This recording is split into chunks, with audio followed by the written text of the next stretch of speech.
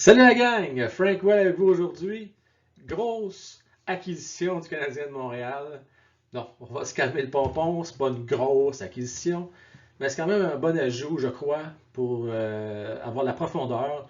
Nul autre que Corey Perry, ancien marqueur de 50 buts dans la Ligue nationale, se joint au Canadien de Montréal pour une saison, pour la modique somme de 750 000 donc après Frolic, il y a quelques jours maintenant, c'est Corey Perry qui s'ajoute.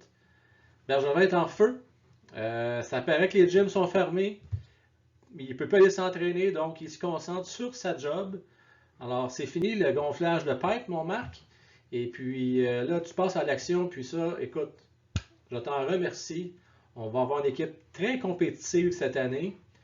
Une équipe qui peut veiller tard et qui va faire un bon bout de chemin, même dans les séries éliminatoires. Si vous êtes un gambler un peu sur les bords, j'en ai parlé dans un ancien post. Présentement, vous misez un 10 il vous rapporte 85 sur mise au jeu si vous prenez le Canadien pour sortir de notre division canadienne. Donc, il y a un certain gambling là-dedans, mais moi, je trouve que c'est un gambling qui en vaut la peine. Ceci dit, l'ajout de Corey Perry, la profondeur, là, on va être fort en 6 balles à droite, par exemple. Là, à un moment donné, ben, quand je suis fort, c'est qu'il va y avoir du trafic à droite. Là, avec Anderson qui est ajouté, il y a beaucoup de joueurs là, qui vont, d'après moi, ne joueront pas dans leur position naturelle. Et ça, c'est un peu le problème, je vous dirais, du Canadien de Montréal. Là, je vous allais dire, bon, je cherche des bébites, des points négatifs, mais c'est un peu ça. Comment dire? On a été longtemps à être fort à droite au niveau de la défense, faible à gauche.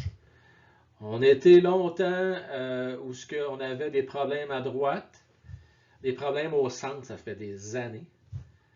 Mais là, il n'y a pas de place pour tout le monde. Puis là, à un moment donné, ben, on va chercher des joueurs, puis ça ne répond pas nécessairement. Oui, ça répond à un besoin, que ça peut être de la profondeur, du toughness, des mains, du talent, whatever, mais pas nécessairement dans la bonne chaise ou dans la bonne position. C'est juste ça mon point. Je pense qu'on a des petites lacunes à gauche, parce qu'il y a des gens qui ne vont pas jouer dans leur position naturelle, mais beaucoup trop de joueurs à droite.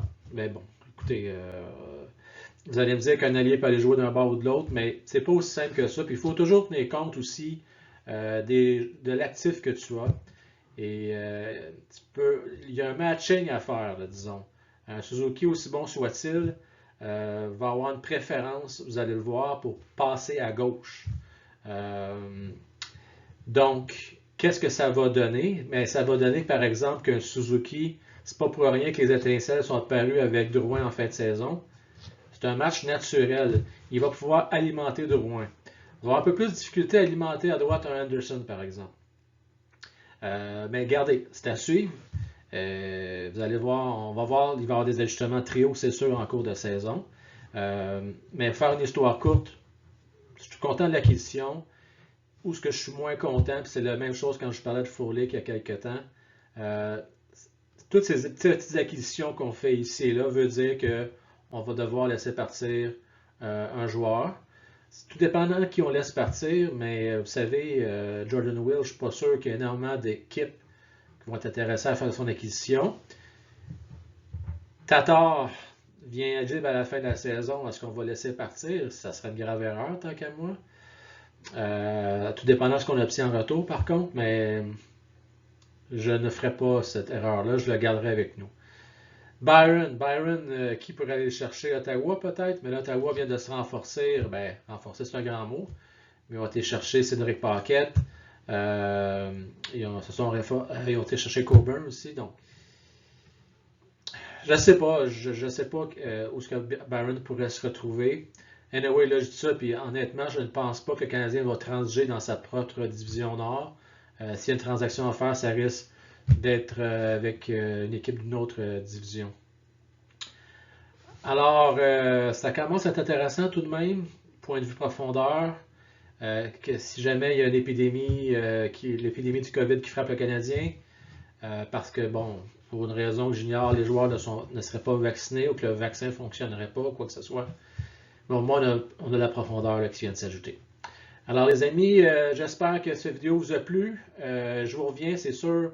Je vous parle toujours de mon top 50 pour les poules. Je vais travailler dessus. Mais avec les mouvements qui se passent, là, qui vont continuer à se faire dans les prochains jours, je vais attendre encore un peu, peut-être une semaine ou deux. Question que vous ayez toute l'info, mettons une semaine avant le début de la saison pour pouvoir faire vos poules. Sur ce, moi je vous souhaite encore une fois une très très belle journée et je vous dis salut la gang!